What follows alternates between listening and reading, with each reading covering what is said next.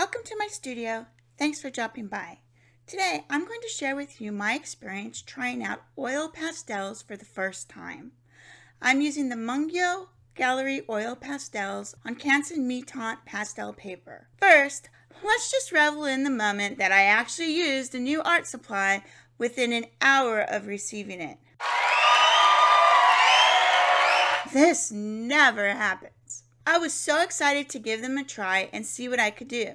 Now, I have not used or even really watched anyone use this medium, so I was completely in the dark as to what to do.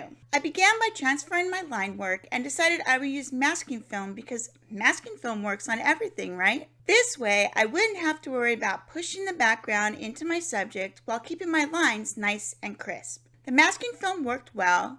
You do have to pull away from the masking film so you don't lift it up. The one downfall I found was that the pastel did create a small lip around the edge, which I found out later isn't actually supposed to happen. We will get to that shortly. So I started out by putting the oil pastels on the paper. They were smooth and laid down nicely. After I put down my initial layers and what I thought was enough pigment, I started blending. I first used a blending stump and quickly learned that was not going to be my preferred method to blend. At least, not at this point. The pastels were a bit difficult to move, and soon I resorted to my fingers. This gave me a much nicer blend, but I soon found I would overblend very quickly. I also realized I didn't have enough pigment in the first place. So I started in on another layer, trying to blend and make it somewhat presentable. I felt I was still struggling and decided about 10 minutes in that there had to be an easier way to do this, and maybe I was doing something wrong. It was finally at this point I decided to look at the brochure that came with the pastels to see if it could give me a clue as to what I was possibly doing wrong. Well, that was absolutely no help at all. So I decided to continue on with the first layer on the pumpkin. Surely something would come to me, right? Maybe I just wasn't putting enough pigment on the paper. So I tried adding a thicker layer. It did seem to work better and thought I had found the answer. Yeah, no.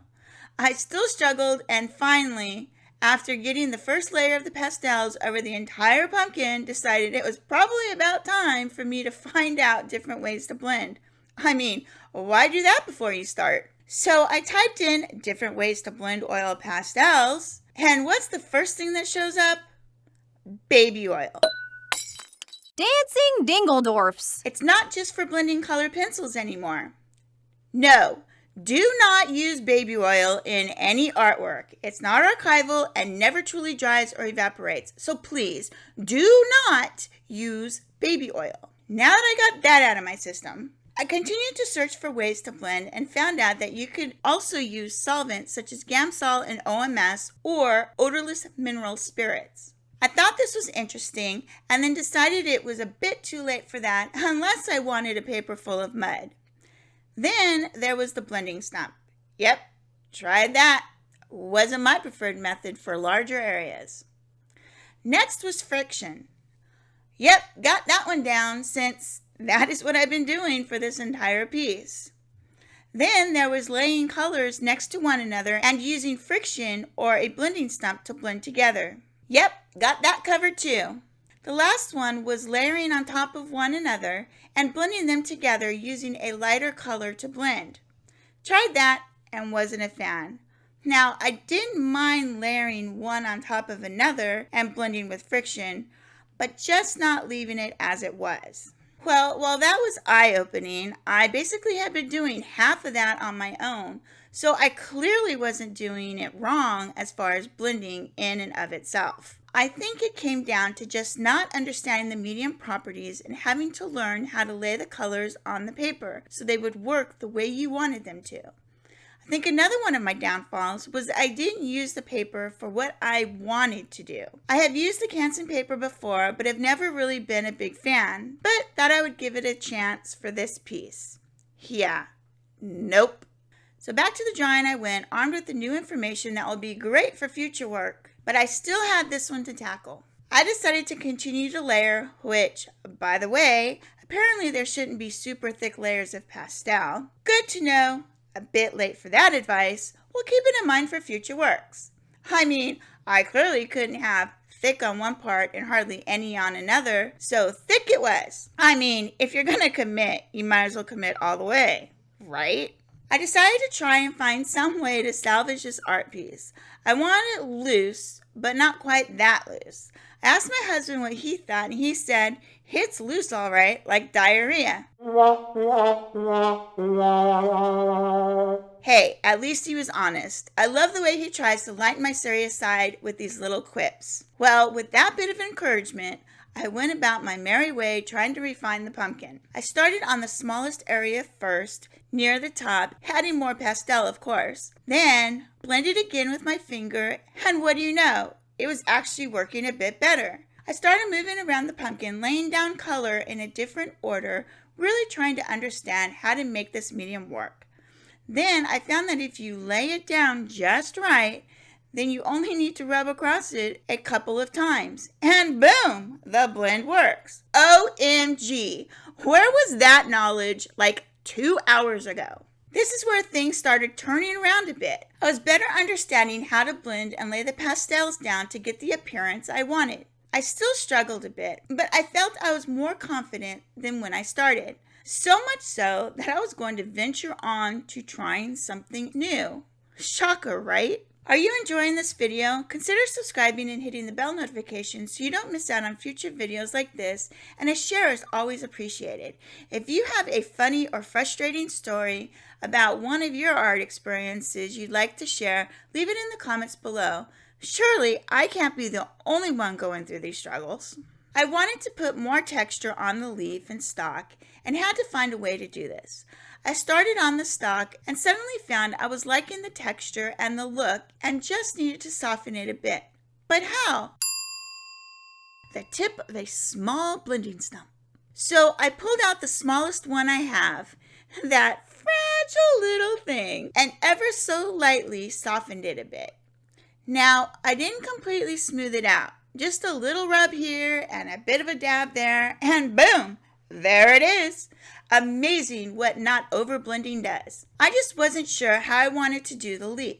So I went around the pumpkin to try a few different methods of putting the markings on the pumpkin to see what worked. With a combination of pastel markings and my blending stump, I was able to achieve some really nice markings and highlights. So onto the leaf I went. I put the veins in and then started using a dabbing motion for the texture of the leaves. I mean, what could possibly go wrong at this point? I kept dabbing and dabbing, change colors, more dabbing and dabbing, change colors, more dabbing and dabbing. I was about sick of dabbing by the time I was done with that leaf. I about drove myself mad after all that. After I was finally satisfied with what I had on there, I started with the itsy bitsy teeny weeny blending stump again. A rub here, a dab there, a bit of a scribble, a bit of a blend, and boom, there we go again, texture. Now, at this point, my intention was to go back in for another couple of layers of texture and reestablishing some of the veining. But I just couldn't bring myself to listen to that and decided I had had enough and I just wanted the agony to end. I still wasn't happy with the background and decided if all else fails, stick a black background on it. A black background makes everything look better. So off I go into another leap of faith and fully committing to changing my background to black. Yep, I did it. Jumped in the deep end, feet first, and what a transformation it made. I was much happier with the result. I did struggle a bit with the black around the pumpkin, and it felt a bit disjointed. But with a little coaxing and a slight shadow added to the edge, especially the top, it all played nicely. Finally! As you can see, this was quite a journey, and the struggle is real. Learning a new medium is quite the undertaking, especially when you have done absolutely no research on how to use it. I believe the best way to learn is to jump in and then ask questions when it doesn't work the way you think it should. You quickly learn what not to do and develop ways to manipulate the medium to your liking. Is it the best piece I've ever done? Nope. But that's okay because I learned a lot and have a much better understanding of how the medium works. There does come a point with a series of mishaps and lack of understanding that you just stop taking yourself so seriously and take it for what it is, a learning opportunity. I'm still a bit loopy from the whole ordeal, as I'm sure you can probably tell from this recount. My advice to you, don't fret over the details, just let it be. It's okay to have moments of weakness. Clearly, I found mine. Believe it or not, I am looking forward to playing with this medium again on a different paper and using the different blending methods to see how I like it. I also look forward to developing techniques and methods to make it all work together. Where will this next journey take us?